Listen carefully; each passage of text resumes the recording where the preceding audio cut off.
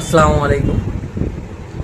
আজকে সোনাম ভাঙ্গুকে নিয়ে যদি কোনো কথা বলছি তাহলে আমরাকে বলা হচ্ছে যে আমরা নাকি অ্যান্টি ন্যাশনালিজম, মানে আমরা দেশ বিরোধিতার কথা বলছি।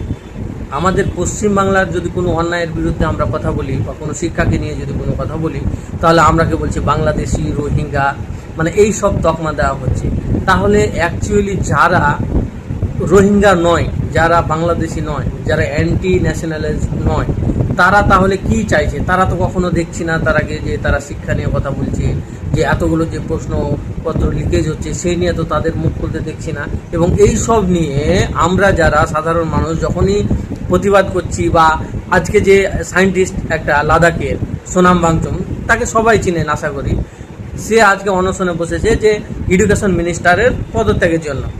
সেখানে ওর দিক থেকে যদি আমরা কথা বলতে যাচ্ছি তাহলে আমরাকে বলা হচ্ছে যে তোমরা দেশ বিরোধী।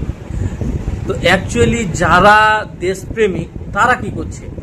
আমরা তো না হলে ভেবে নিলাম যে না, আমরা দেশ বিরোধী কথা বলছি, যে না আমরা এই এডুকেশন মিনিস্টারের পদত্যাগ চেয়েছে, যে তার দিক থেকে আমরা কথা বলেছি। এবং আমাদের পশ্চিমবাংলায় যে সব খারাপ কাজ হচ্ছে তাদের প্রতিবাদ করতে গেলেই আমরাকে বলা হয় যে বাংলাদেশি, রোহিঙ্গা, এইসব মানে তকমা দেওয়া হয়। কিন্তু যারা যে এই তকমাগুলো দিচ্ছে, কই তারা কিন্তু দেখতে পাচ্ছি না যে না তারা কোনো এডুকেশন নিয়ে কথা বলছে, যে যারা কোনো খারাপ কাজ করছে তাদের বিরুদ্ধে গিয়ে কোনো কথা বলছে। কই তারা শিক্ষা ব্যবস্থাটা নিয়ে তারা কোনো কথাই বলতে দেখতে পাচ্ছে না। তো অ্যাকচুয়ালি তারা কি চাইছে, এবং আমরা জনসাধারণ যারা পাবলিক আছি তারাকে অ্যাকচুয়ালি কি বোঝাতে চাইছে?